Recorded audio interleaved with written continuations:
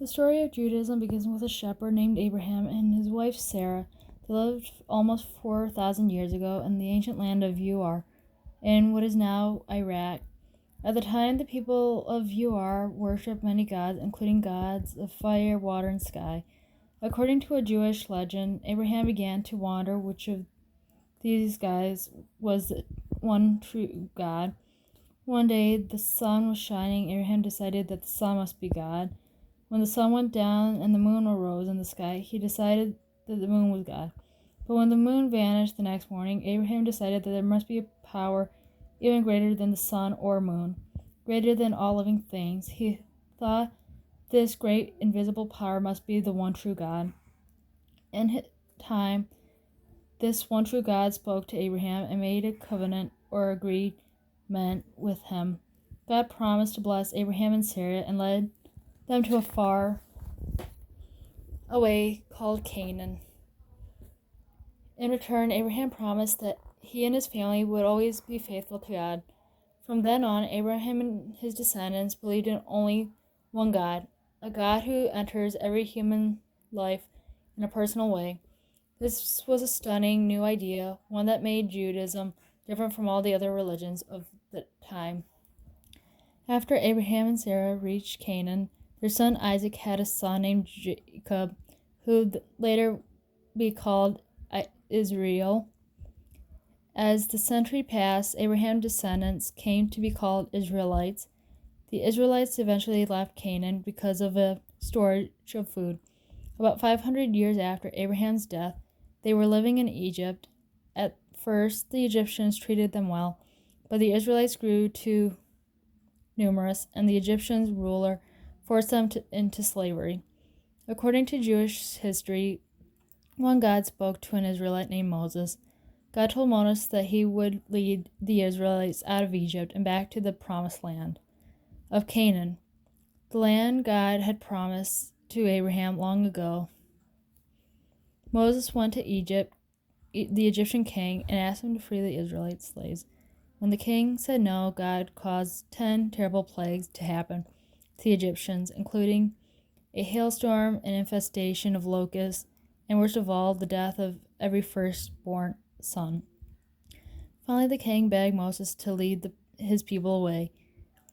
Soldiers after them to bring them back. The soldiers caught up with the Israelites at the Red Sea. The Israelites trapped water in front of them, soldiers behind. Moses climbed up on a rock and prayed to God for help.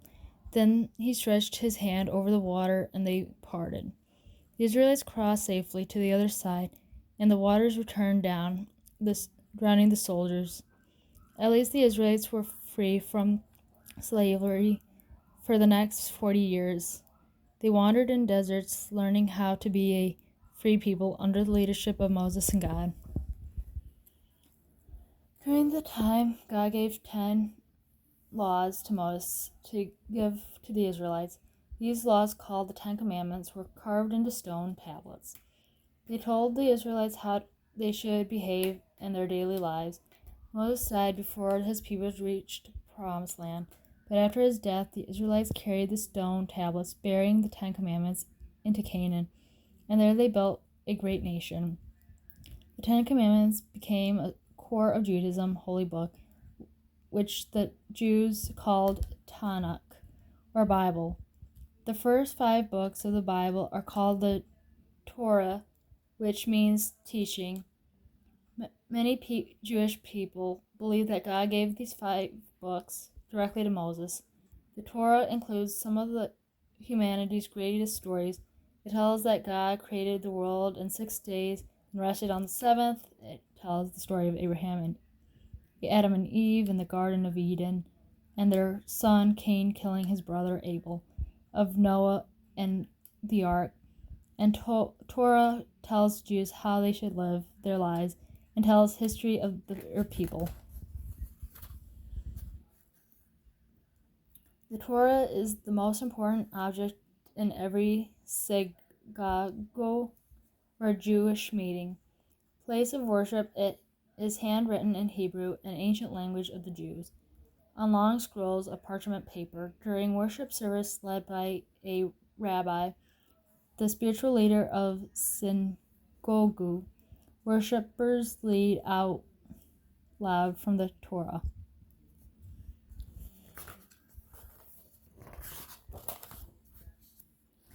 The most basic belief of Judaism, such as the belief in a single all-powerful God and the law of the Ten Commandments, have not changed for thousands of years, but since 1800s, Judaism has branched into three large groups: Orthodox, Reform, and Conservative Judaism. Orthodox Jews practice the tradition of Judaism in the way that they have been practiced for nearly 2,000 years. They believe that the Torah was given directly to Moses by God. Among the rules they follow are the kosher law, developed from the Torah. About the food they eat, for example, these rules forbid Jews from eating shellfish or pork. Orthodox Jews men always wear a head covering called a yarmulke as a sign of respect to God during daily worship services. In Orthodox synagogues, men and women sit apart and prayer are always in Hebrew. Reformed Jews try to make Judaism fit into the modern world. Most Reformed Jews do not follow specific food laws. Men do not always wear yarmulkes, and prayer services are conducted in other languages as well as Hebrew. Most Reformed synagogues hold services only on holidays and Saturdays. Conservative Jews are in the middle. They are more traditional than Reformed Jews, but not as strict as Orthodox Jews. For centuries, holidays and traditions have been an essential part of Jewish life. The most important Jew holiday is the weekly Sabbath called Sabbath in Hebrew. According to the Jewish creation story, God created the world in 6 days, and rested on the seventh. So the seventh observed the seventh day week, or Saturday, is also the day of rest. Many Jews do not work or travel or carry money on the Sabbath. It is a time for family and gathering, for worship, study, and relaxation. There are yearly holiday and celebration events in the history of Jews in autumn on Jewish New Year, called Rosh Hashanah in Hebrew. Jews celebrate God creation of the world. 10 days later comes the solemn holy day of Yom Kippur, or Day of Atonement, for 24 hours. Adult family members do not eat or drink, and they atone prayer to be forgiven for all their wrongdoings of the past year. Soon after Yom Kippur, as the festival of Sukkot, a celebration of beautiful harvest. During this week-long holiday, many families eat their meals in homemade huts called sukkahs. Some families build the sukkah themselves, others go to sukkah at their temple. The sukkah symbolizes the shelter made by the Israelites during their wandering in the desert.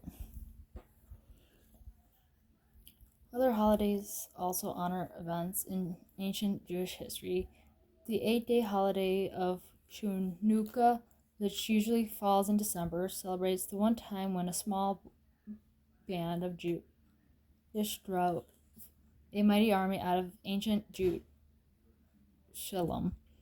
One each night of the holiday, families light a candle in a Chanukah menorah, a 9-branch candle holder, to commemorate the history of the miracle of a small container of oil that burns for 8 days.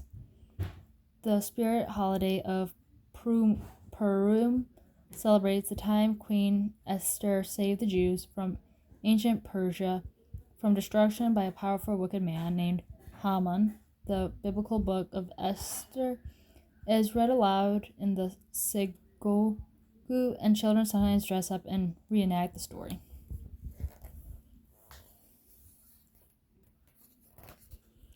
Later in the spring, Jews observe 8 days of Passover, or Pesach, in honor of Moses leading the Israelites out of Egypt during a special Passover dinner called a Seder. Families read the story of the Israelites leaving Egypt from a book called the Haggadah. They eat certain foods that symbolize aspects of the ancient story. A flatbread called matzu represents the fact that the Israelites left in a hurry and didn't have time to let their bread rise. Bitter herbs represent the sad living as slaves. Savut, which comes 50 days after Passover, commemorates the giving of the 10 Commandments to Moses. Like members of nearly all religions, Jews hold a special ceremony to celebrate the Passover passage of a boy into manhood. The ceremony usually takes place on the first Sabbath day after a boy's 13th birthday. At the time the boy celebrates becoming bar mitzvah, which means a son of the commandments. He reads aloud from the Torah, then family and friends gather for a festival meal. Many non-Orthodox girls go through a similar ceremony when they become bar mitzvah or a daughter of the commandments. When Jewish families celebrate holiday festivals and important life events, they feel close not only to each other but to God, but also to Jews everywhere. They feel connected to their history and to their wise and brave ancestors, to Moses and the ancient Israelites, to the shepherds named Abraham and his wife Sarah.